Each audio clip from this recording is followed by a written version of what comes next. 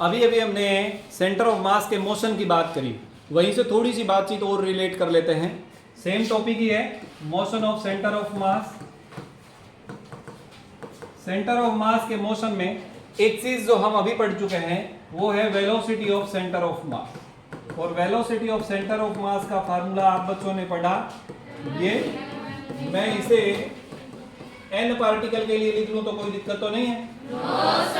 क्योंकि फार्मूला तो सेम ही है। तो हमने n पार्टिकल सिस्टम के लिए सेंटर ऑफ मास की वेलोसिटी का फार्मूला लिख लिया। आरजू कोई दिक्कत बेटे? ठीक है, शाबाश। अब क्या करें, ध्यान देना भाई, ये नीचे जो पड़ा हुआ है ये क्या है? पहले पार्टिकल का मास प्लस दूसरे का प्लस तीसरे का, सब जितने भी है सबको जोड़ दिया तो क्या बन गया बेटे? टोटल मास बन गया ना? किसका? सिस्टम का। किसका? इस सारे को उठा के हम इधर ले जाएं, या फिर इसको हम क्या लिख दें अगले स्टेप में? Capital M.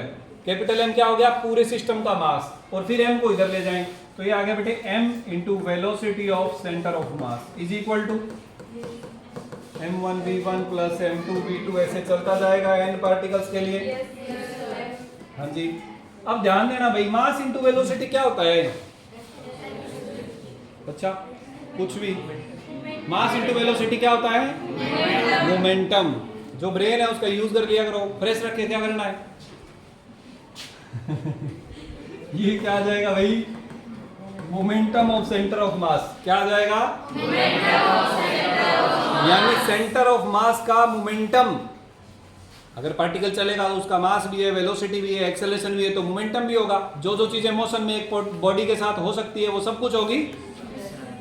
तो मोमेंटम ऑफ सेंटर ऑफ मास ये क्या बन गया बेटे? What is m1v1? Momentum of first particle. तो ये बन गया बेटे p1। ये क्या बन गया? क्या बनता जाएगा आगे? सारे मोमेंटम। ध्यान देखो बेटे, क्या बन गया ये? पहले पार्टिकल का momentum vector sum, vector quantity है तो वेक्टर सम। दूसरे पार्टिकल का मोमेंटम वेक्टर सम, तीसरे का vector sum, vector sum, vector sum. कहने का मतलब जितने पार्टिकल हैं सब पार्टिकल की momentum with their direction add कर दीजिए, पूरे सिस्टम की मोमेंटम आ जाएगी विद डायरेक्शन। क्लियर? ऐड कैसे करेंगे? अगर मैं आपको कहूँ इन सबको जोड़ दो, कैसे जोड़ोगे? 2 + 4 = 6। तो बताओ शाबाश। हाँ जी, बोलो बोलो। लॉज ऑफ वेक्टर एडिशन लगा के। क्या लगा के? Laws of vector addition. कौन कौन से? ट्रायंगल लो, पैरेललोग्राम लो। आई बात समझ में क्या नहीं आई? yes, sir। हाँ जी बेटे। तो मोमेंटम ऑफ सेंटर ऑफ मास कैसे पता चलेगा बेटे? अलग अलग पार्टिकल की मोमेंटम का वेक्टर सम करने से। और वेक्टर सम करने के लिए हमें ये देखना है कि जिन दो वेक्टर को आप जोड़ रहे हो अगर वो सेम ऑर्डर में है, सेम ऑर्डर का मतलब एक वेक्टर का हेड दूसरे वेक्टर के टेल से मिल रहा हो तो उसे हम बोलते हैं सेम ऑर्डर। और अपोजिट ऑर्डर में अगर दोनों का हेड मिल रहा हो तो ये अपोजिट ऑर्डर में है, या दो का टेल मिल रहा हो तब ये अपोजिट ऑर्डर में है। तो अगर सेम ऑर्डर में है तो ट्रायंगल लॉ लगाकर जोड़ेंगे, अगर अपोजिट ऑर्डर में है तो पैरेललोग्राम लॉ लगाकर जोड़ेंगे। बोलो, यहाँ तक कोई दिक्कत है किसी बच्चे को? अच्छी बात है ना? तो क्या करेंगे? पहले इन दोनों को जोड़ेंगे, फिर इनका जो भी रिजल्ट आएगा उसको तीसरे के साथ जोड़ देंगे, फिर उनका जो रिजल्ट आएगा उसको चौथे के साथ जोड़ देंगे। इसे चलता जाएगा जब तक सारे वेक्टर खत्म नहीं हो जाते। हाँ या ना बोलो? yes, sir। तो क्या अब आप मल्टीपल पार्टिकल सिस्टम का मोमेंटम कैलकुलेट कर सकते हो? yes, sir। बस, बहुत अच्छी बात है। अभी इसी सीरीज में हम थोड़ा और आगे बढ़ते हैं। एक्सेलरेशन ऑफ सेंटर ऑफ मास। अभी अभी आप बच्चों ने पढ़ा m1a1 प्लस m2a2 प्लस चलते जाओ mnan, nth पार्टिकल तक कर लिया, डिवाइडेड बाय, मैं सीधा ही कैपिटल M लिख दूं, कोई दिक्कत तो नहीं? क्योंकि नीचे टोटल मास ही तो पड़ा हुआ है। और अब हम क्या करें? मास को इधर ले जाए तो mass into acceleration of centre of मास बराबर क्या आ जाएगा बेटे? m1a1। ये जितने भी राइट साइड में पड़े हुए हैं वो सारे लिख देंगे हम। बताओ बेटे, मास इंटू एक्सेलरेशन क्या होता है? फोर्स, न्यूटन सेकंड लॉ से। तो ये क्या बन गया बेटे? सेंटर ऑफ मास का फोर्स या on centre of mass? On centre of mass. Centre of mass का फोर्स नहीं होगा, सेंटर ऑफ मास पर लगने वाला फोर्स होगा। यस और नो? Yes sir. तो ये वो फोर्स आ गया बेटे जो सेंटर ऑफ मास पर लग रहा है सेंटर ऑफ मास को चलाने के लिए। बराबर क्या होगा जी? ये बन गया F1, ये बन गया F2, बराबर अप टू Fn। इस स्टेटमेंट से आप क्या समझते हैं?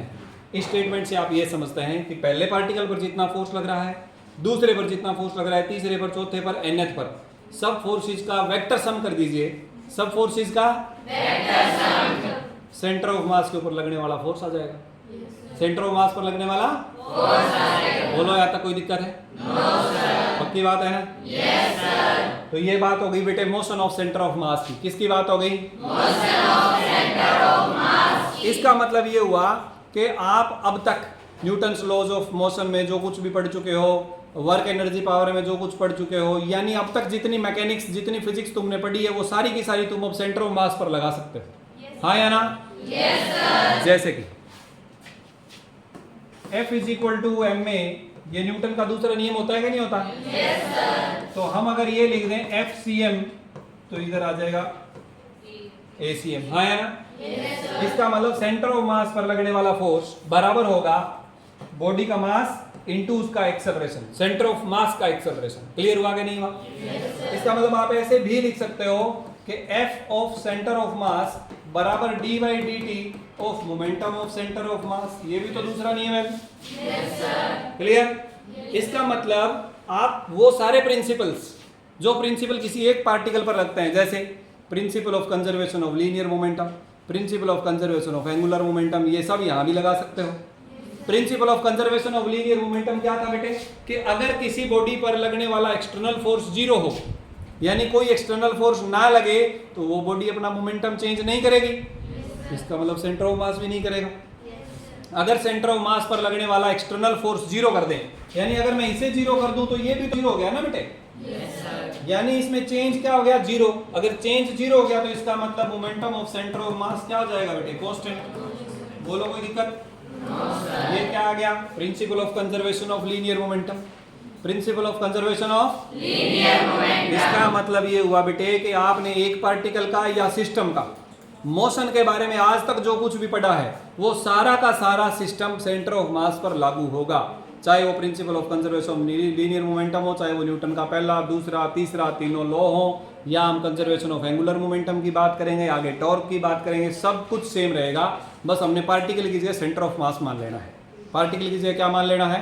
सेंटर ऑफ मास। तो आज की क्लासेस में हमने डिस्कस किया सेंटर ऑफ मास के मोशन के बारे में, और साथ ही में मल्टीपल पार्टिकल सिस्टम जो हैं उनकी वेलोसिटी कितनी होगी, उनका एक्सेलरेशन कितना होगा, दो न्यूमेरिकल्स भी हमने डिस्कस। आज आप घर जाओगे इन टॉपिक्स के अलावा इसी चैप्टर की जो प्लेलिस्ट मैंने बनाई हुई है यूट्यूब पर, उसमें और सेंटर ऑफ मास से रिलेटेड मैं चाहता हूं वो देखें। उसमें सेंटर ऑफ मास निकालने में रिंग का सेंटर ऑफ मास निकाला है, हाफ रिंग का, हाफ रिंग है उसका सेंटर ऑफ मास निकाला हुआ है कि होगा। जैसे कि मान लीजिए ये हमारे पास कोऑर्डिनेट सिस्टम हो गया, ये 0 0 हो गया, तो इसमें x एक्सिस हो गया, ये y एक्सिस हो गया, तो ये जो सेंटर मास है ये यहाँ होगा बेटे 2r divided by pi distance पे, नीचे से 2r divided by pi distance पर होगा। कैसे होगा, कैसे निकलेगा, ये उसमें अवेलेबल है।